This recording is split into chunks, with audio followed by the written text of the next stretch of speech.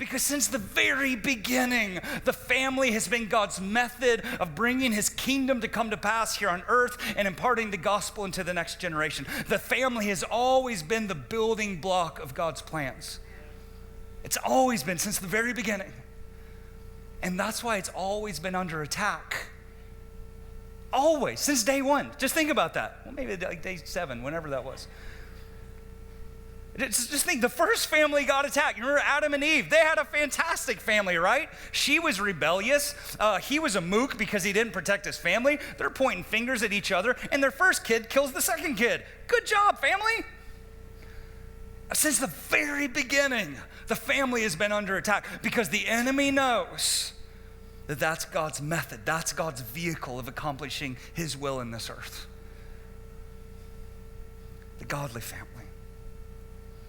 See, and here's the deal. So much chaos in the family throughout the years to the point we can't even define family anymore. I mean, we have television shows and senators and everybody arguing about what is a family. And the truth is this: so many of us were raised in broken families that we don't even know what a godly family actually even supposed to look like. You know.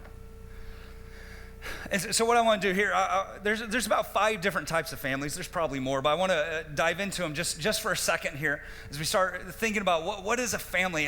What's a healthy family? How do we get there? And think not so much about where you are now. Think about maybe how you were raised, because how you were raised has an impact on how you raise.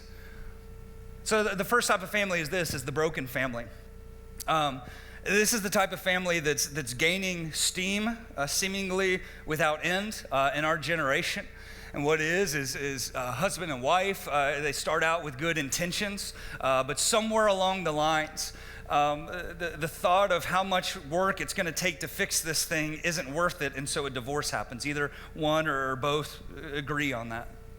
And so a divorce, a brokenness begins to happen. And again, at any point in here, if you begin to get condemnation, if you begin to get that like all eyes are on me sort of thing, understand this. I found this out when I got Siri. That in order to know how to go, you have to know where you want to be and where you are right now, right? You have to put your finger on, I want that, but you also have to be able to put your finger on where you are right now in order to find out how to get there.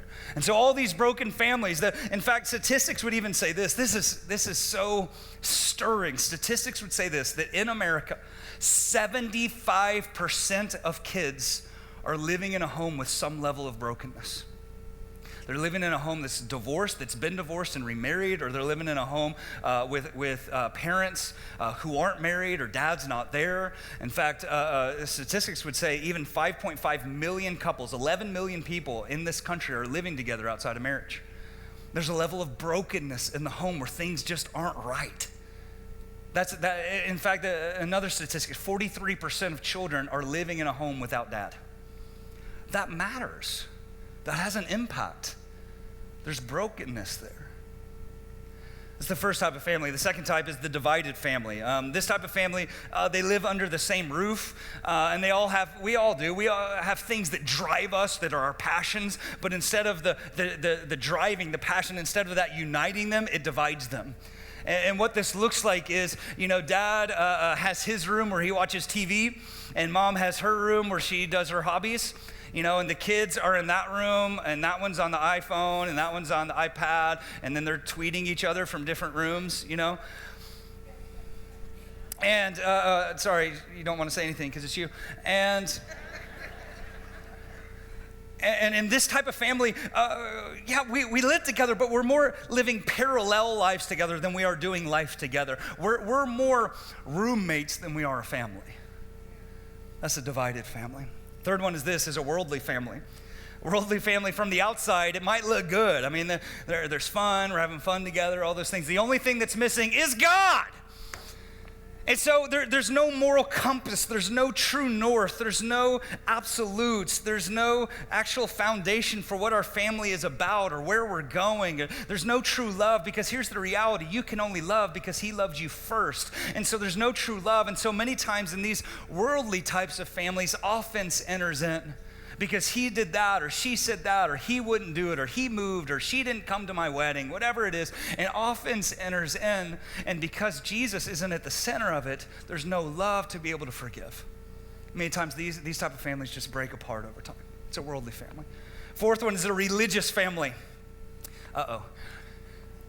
This kind of family is very focused on do's and don'ts. It's very focused on protecting. We got to protect our family because the world is wicked and there's lots of bad influences out there. And you ever been to the zoo? And one of my favorite animals at the zoo is the meerkat. And they got the meerkat on lookout. He's eyeballing everybody, make sure they're not attacking. That's kind of what the religious family is all about. We got mom and dad, and they're running. Okay, all right, you take that in. We got the linebacker over here. Okay, don't go over there. And what happens is slowly over time, it just becomes about do's and don'ts and God's rules. And we go to church and we do the nice things and we live nice lives, and all those things are well and good. Except the problem is this: religion without relationship is the law. And it becomes just Old Testament law. I'm just doing, and there's no love, there's no grace in the family. And what happens many times in religious families, it's like in the morning, you lower the drawbridge. And everybody's like, okay, it's time to go. And the kids go to school, not that school, over there at that school. And then they run to the job, okay, and do the thing, and then we come back home. Okay, go, come on, go. Lower the garage.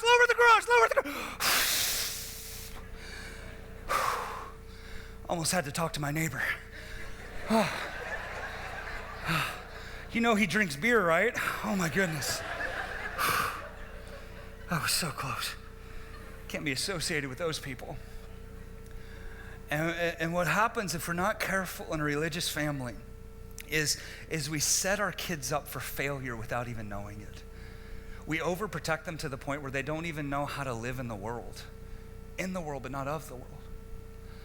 I got some family members, I'm sure you might too, if you're raised in the church, that man, when they left home, when they went to college, whatever it was, man, they went off the deep end because they weren't prepared. They weren't ready. They had been so protected.